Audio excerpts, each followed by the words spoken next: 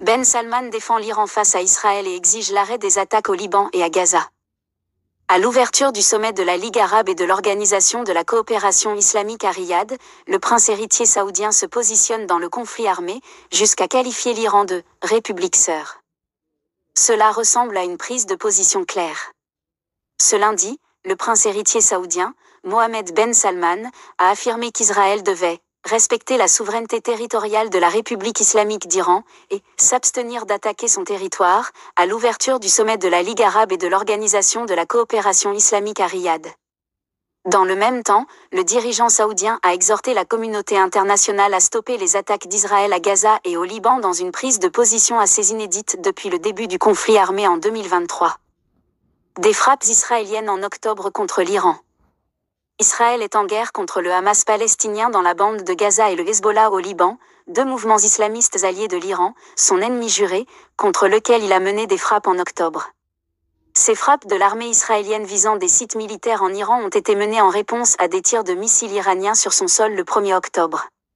Téhéran avait indiqué que ces tirs étaient une réponse à l'assassinat de dirigeants du Hezbollah et du Hamas. Israël a mis en garde la République islamique contre toute nouvelle attaque, tandis que Téhéran a promis une réponse cinglante, selon les mots du guide suprême iranien, Ali Khamenei.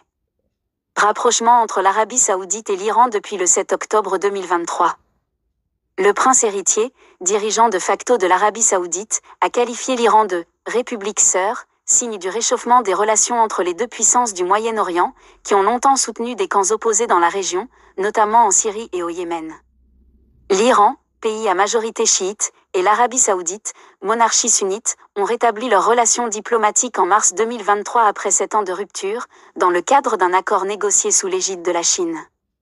Les deux pays ont multiplié les contacts depuis le déclenchement, en octobre 2023, de la guerre à Gaza. L'Iran soutient le mouvement islamiste palestinien tandis que l'Arabie saoudite cherche à contenir l'expansion du conflit.